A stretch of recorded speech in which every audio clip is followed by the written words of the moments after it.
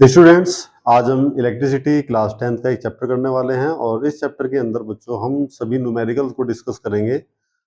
Okay students, आप ध्यान से देखना है। यहाँ पर क्वेश्चन नंबर 1 देखिए बच्चों, आप यहाँ पर हमारे पास जो क्वेश्चन नंबर 1 है, इस क्वेश्चन नंबर 1 में हमसे कहा गया है a piece of wire of resistance are is cut into 5 equal part.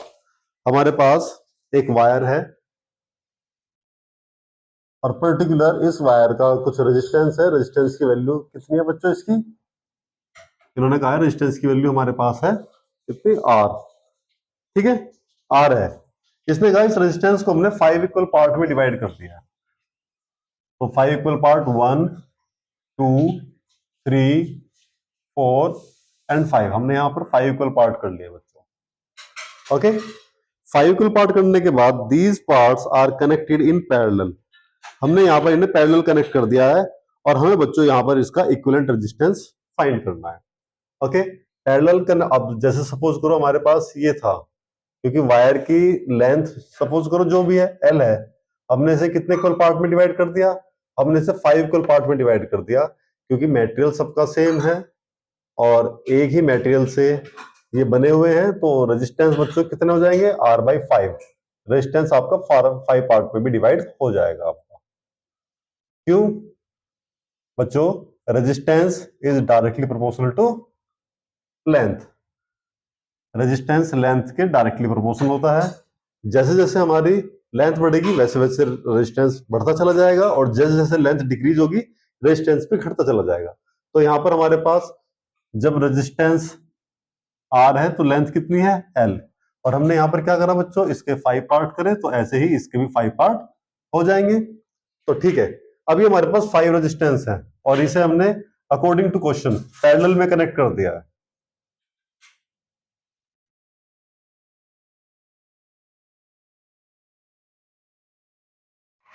Parallel combination आप सभी बच्चों को पता है क्या होता है कि यहां पर जो टर्मिनल्स होते हैं बच्चों, रेजिस्टेंस के 2 टर्मिनल होते हैं, उन एक साइड के टर्मिनल आपस में कनेक्ट कर देंगे और अपोजिट साइड के आपस में कनेक्ट कर देंगे बच्चों।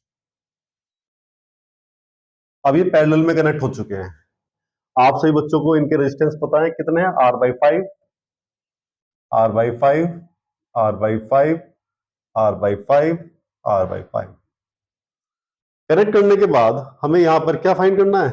Equivalent resistance. आपको पता है ना, पैरेलल कॉम्बिनेशन में 1/r dash equals to 1/r1 plus 1/r2 plus 1/r3 plus 1/r4 plus 1/r5। अब आप यहां पर वैल्यू उठाकर पुट करिए। 1/r dash is equals to 1/r1 यानी कि r/5 plus 1/r/5 plus 1/r/5 plus 1/r/5 plus 1/r/5। ठीक है, यहां पर बच्चों अगर एक नॉर्मल नंबर के नीचे कोई फ्रैक्शन का नंबर है तो बच्चों ये ऊपर चला जाएगा। 1/r dash equals to 5/r plus 5/r plus 5/r plus 5/r plus 5/r। यहां पर एलसीएम कितना आ गया? यहां पर आर आ गया।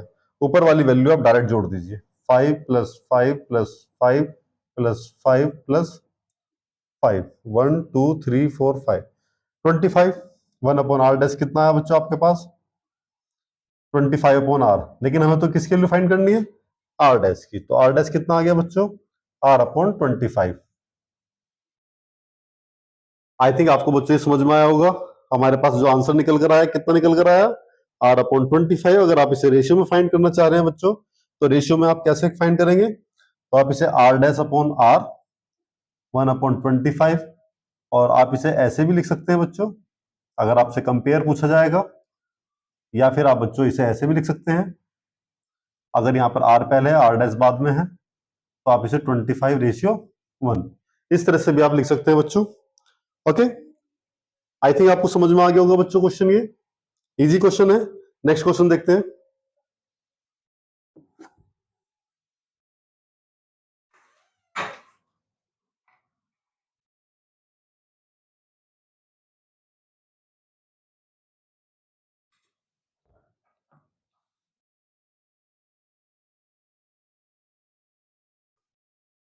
क्वेश्चन नंबर 2 हमारे पास है, which of the following terms does not represent electric power in circuit. हमारे पास बच्चों यहां पर वैल्यू दी हुई है ए आई स्क्वायर आर, जो बी ऑप्शन है हमारे पास, क्वेश्चन नंबर 2 है, बी ऑप्शन हमारे पास है I R square, C option V I, और डी ऑप्शन हमारे पास है बच्चों वी स्क्वायर अपॉन आर। हमसे यहां पर पावर के बारे में डिस्कस करा गया है कि आपको ये बताना है कि पावर का कौन सा रिलेशन यहां पर मैच नहीं करता है। तो आपसे बच्चों को पता है बच्चों पावर क्या होती है, पावर होता है rate of doing work, W upon T. W W आपको पता है बच्चों, वी बराबर क्या होता है, W upon Q.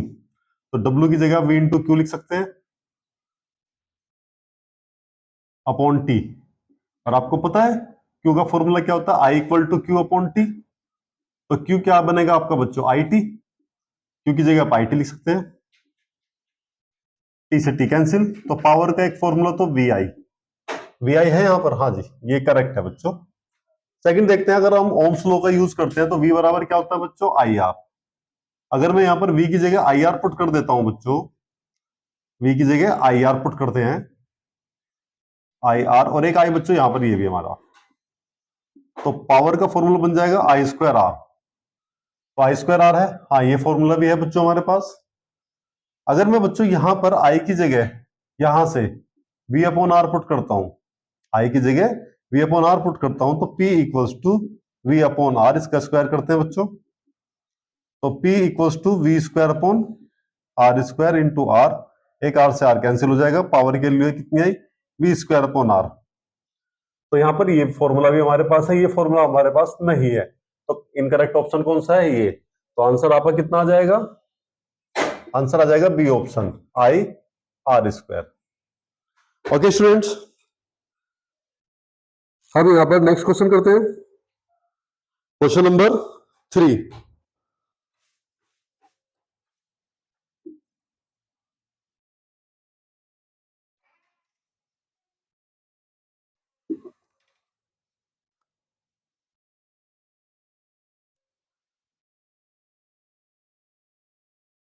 Question number 3 बच्चों, an electric bulb is rated 220 volt. हमारे पास एक इलेक्ट्रिक बल्ब है, उसका पोटेंशियल कितना गिवन है हमारे पास, 220 वोल्ट। इसके बाद पावर आपके पास है 100 वोल्ट, पावर आपके पास है 100 वोल्ट। और हमसे यहां पर इसने कहा when it is operated on 110 volt, यानी कि इसे ऑपरेट करा जा रहा है, ये तो गिवन है बच्चों, लेकिन ऑपरेट कितने पर हो रही है, ऑपरेट की जो वोल्टेज दी हुई है बच्चों हमें दी हुई है कितनी, यहां पर 110 वोल्ट।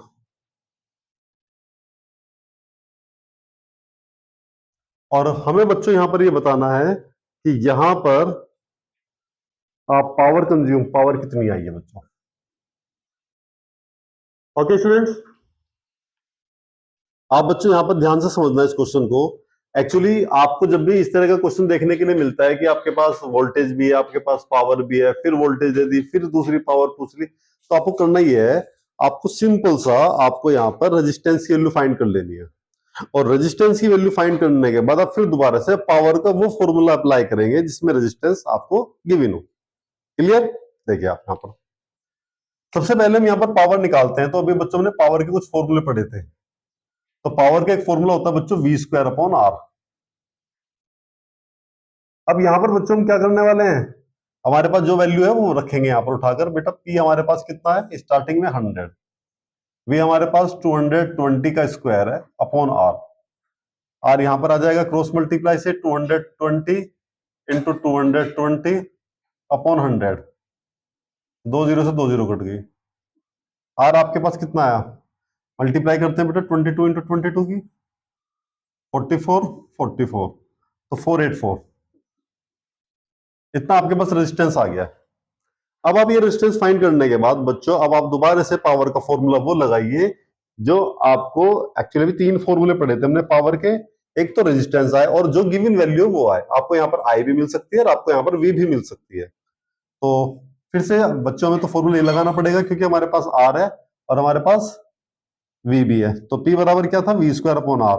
इस बार बच्चों वी तो आपको रखना ही है सेकंड वाला, और आर आपने जो फाइंड करा था वो रखेंगे बच्चों 110 इंटू 110 अपॉन 484। ओके 11 से काटते हैं, 11 से कटेगा तो 10 और 44।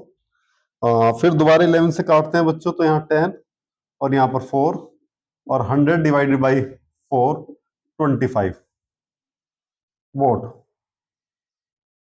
ओके स्टूडेंट्स, आई थिंक आपको समझ में आ गया होगा बच्चों यहाँ पर हमने क्या किया इस क्वेश्चन के अंदर।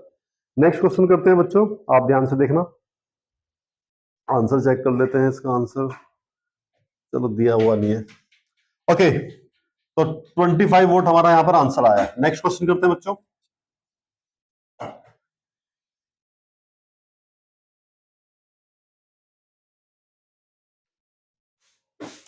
Question number 4। Okay question number 4 में हमसे कहा गया है two conducting wires of the same material, दो वायर है सेम मटेरियल के बने हुए हैं। बच्चों अभी जो चीज हमें पता चलता है उसके अकॉर्डिंग लिख लेते हैं।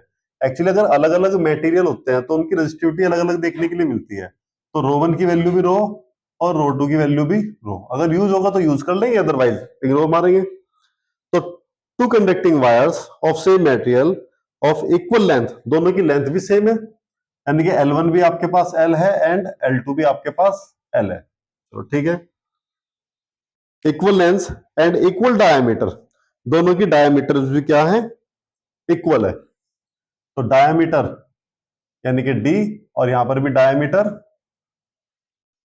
D।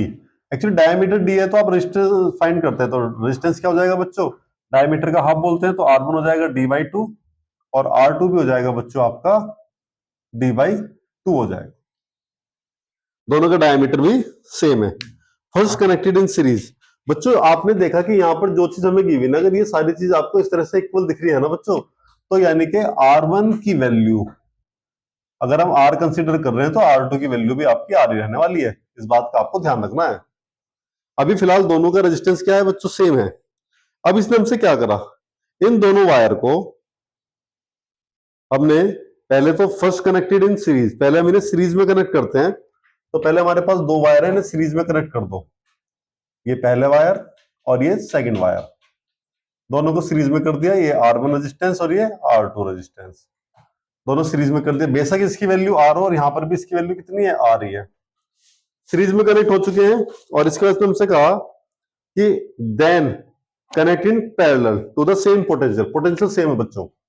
अगर यहाँ पोटेंशियल V है तो अब इन्हें आप पैरेलल में कनेक्ट करिए। अकॉर्डिंग टू क्वेश्चन है केस 1 है ये, और यहां पर केस 2 चलता है बच्चों। अब इन्हें पैरेलल में कनेक्ट कर रहे हैं, 1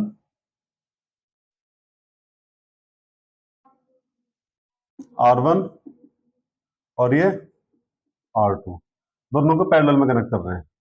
और पैरेलल में कनेक्ट करने का मतलब होता है दोनों को सेम पोटेंशियल से जोड़ सकते हैं। आप इसे इस तरह से जोड़ सकते हो बच्चों भी, ये बैटरी लगाते हैं बच्चों, आप इसे ऐसे भी बता सकते हो, और अगर आप ऐसे दिखाना चाहें तो आप इसे ऐसे भी बता सकते हो। सेल के लिए सिंगल और बैटरी दिखाना चाह रहे हैं तो बच्चों आप यहाँ पर इस तरह से शो कर सकते हैं, आपकी चॉइस है। पोटेंशियल दोनों का क्या है, सेम। ओके अब बच्चों आपको एक बात ध्यान रखनी है, यहाँ पर इसने हमसे कहा है parallel across the same potential difference, ठीक है। The ratio of the heat in series and parallel, आपको यहाँ पर बच्चों हीट निकालनी है, हीट इन सीरीज, और यहां पर आपको निकालनी है हीट इन पैरेलल। आपको हीट सीरीज में निकालनी है, हीट पैरेलल निकालनी है। अब बच्चों हीट निकालने के लिए आपने पढ़ा था बच्चों, हीट का फॉर्मूला H=I²RT होता है बच्चों। आप यहाँ पर ओम्स लॉ का इस्तेमाल करके डिफरेंट डिफरेंट वैल्यू पुट करके आप फॉर्मूले को चेंज कर सकते हैं। अब सपोज करो बच्चों आपके पास यहाँ पर क्या है, यहाँ पर आपके पास है बच्चों V है और R है, तो मतलब ये जो फॉर्मूला आपका बनने वाला है ये आपका V और R की फॉर्म में बनने वाला है। ओके अब आप देखिए बच्चों, अगर मुझे यहाँ पर आर तो है, इसका वी कैसे बनेगा, तो ओम्स लॉ का यूज करते हैं। तो आई बराबर क्या होता है बच्चों, वी बराबर आई आर, आई बराबर वी अपॉन आर। तो आई की वैल्यू अगर मैं वी अपॉन आर रखता हूं तो सीरीज में मुझे क्या देखने के लिए मिलेगा, V square upon R square into R into T. एक आर से आर कैंसिल हो जाएगा, सीरीज में मिला आपको V square upon R into T.